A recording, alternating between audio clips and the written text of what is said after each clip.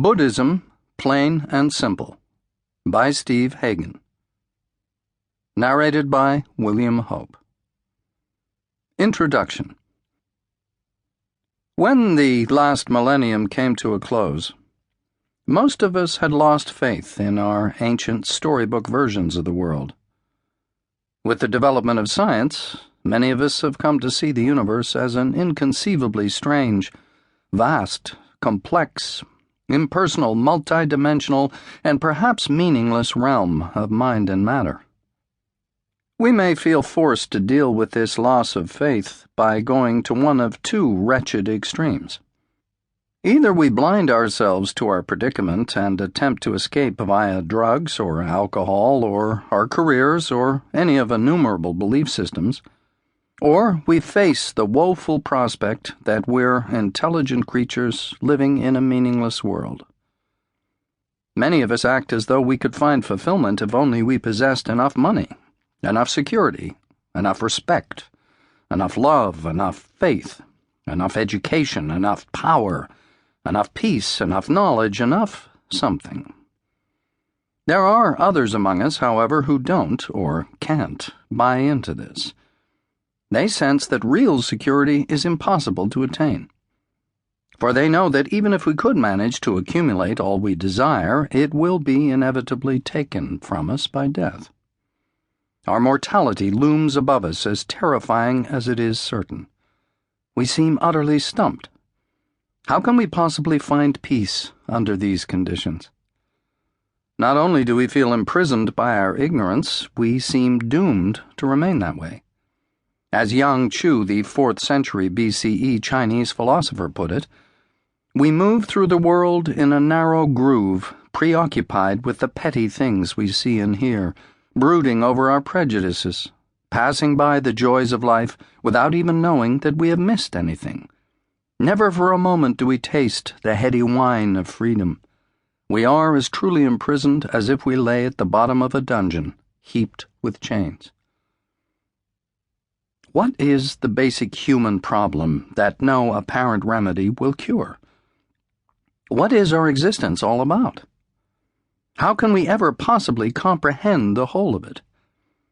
And yet, isn't knowledge of the whole, knowledge that's not relative or dependent on changing conditions, precisely what would be required to free us from the doubts and dilemmas that cause us so much pain and anxiety?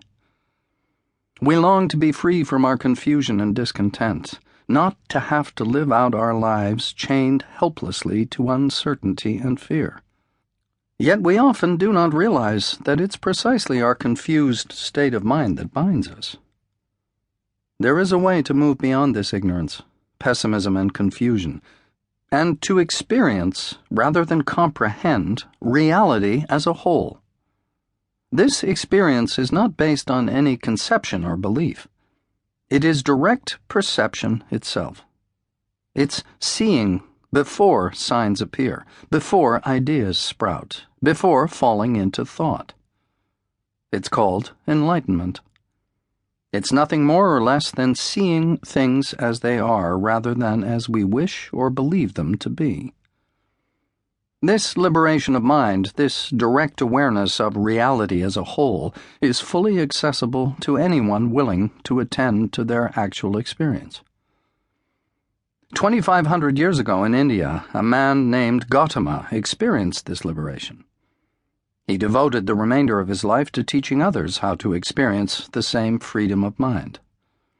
After he awakened from the crippling ignorance that kept him from knowing what was actually going on, he became known as the Buddha, the awakened one. When the Buddha was asked to sum up his teaching in a single word, he said, "Awareness." This is a book about awareness. Not awareness of something in particular, but awareness itself. Being awake, alert, in touch with what is actually happening. It's about examining and exploring the most basic questions of life. It's about relying on the immediate experience of this present moment. It's not about belief, doctrine, formula, or tradition. It's about freedom of mind. The Buddha learned to see directly into the nature of experience. As a result of his teaching and his life, a new religion arose and spread throughout the world. In the process, like all religions, Buddhism accumulated and generated a variety of beliefs, rituals, ceremonies, and practices. As it spread from country to country, it acquired a wide variety of cultural trappings: special clothes and hats, statues, incense, gongs, bells, whistles, even peculiar architectural forms, icons, and symbols. This book leaves all that behind.